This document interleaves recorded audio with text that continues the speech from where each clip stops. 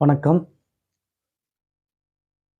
நேற்று தேமுதிகவின் தலைவரான பிரேமலதா அவர்களின் மகன் பிரபாகரன் நினைக்கிறேன். அவரு தமிழக முதல்வர் விஜய் அவர்கள பத்தி ஒரு விமர்சனம் செய்துள்ளார். அவர் பாடிய பாடலை வைத்தே கர்நாடகாவிற்கு ஓடு ஓடு ஓடு அப்படின்னு சொல்லி அந்த விமர்சனத்தை அவர் செய்திருக்கிறார். அவர் செய்த நேரமோ என்னவோ தெரியல. சமூக ஊடகத்திலும் மற்றும் சமூக ஆர்வலர்கள் எல்லோரும் நல்லா வச்சு செய்கிறாங்க அவரை. அரசியல் நிலைப்பாடு என்ன, அரசியலை பற்றி உங்களுக்கெல்லாம் என்ன தெரியும், நீங்கெல்லாம் முதல்வரை விமர்சனம் பண்ற அளவுக்கு நீங்க வந்துட்டீங்களா? இவ்வளவுலாம் பேசுறீங்களே, உங்கள் கட்சியினுடைய கொள்கை தான் என்ன தெரியுமா உங்களுக்கு? விஜயகாந்த் அவர்கள் இந்த கட்சியை எழுப்பும் போது, உருவாக்கும் போது மக்களின் நலம் சார்ந்த கட்சிக்காக இவர் ஆரம்பித்தார். ஆனால் இன்று நீங்கள் செய்வது என்ன?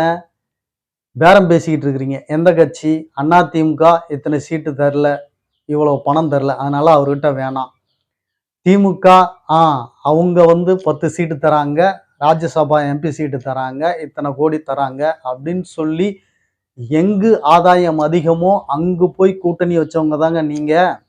மக்கள் நலனுக்காக கூட்டணி வச்சிங்களா, இல்லை மக்கள் நலனுக்காக தான் நீங்க கட்சி நடத்திட்டு இருக்கீங்களா?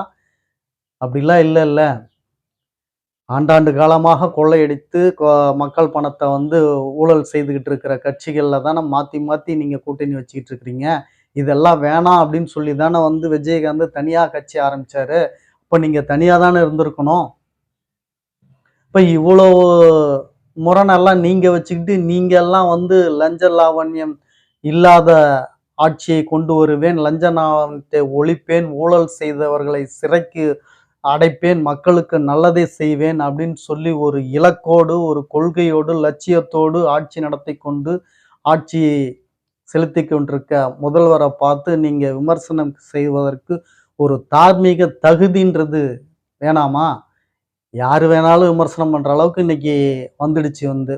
பார்த்துக்கிட்டு இருக்க மக்கள் இப்படியெல்லாம் அவருடைய கோபத்தையும் ஆத்திரத்தையும் வெளிப்படுத்துகிறார்கள்.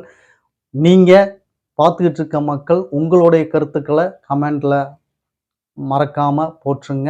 மீண்டும் அடுத்த பதிவில் சந்திக்கிறேன். நன்றி, வணக்கம். நான் அருள்ராம்.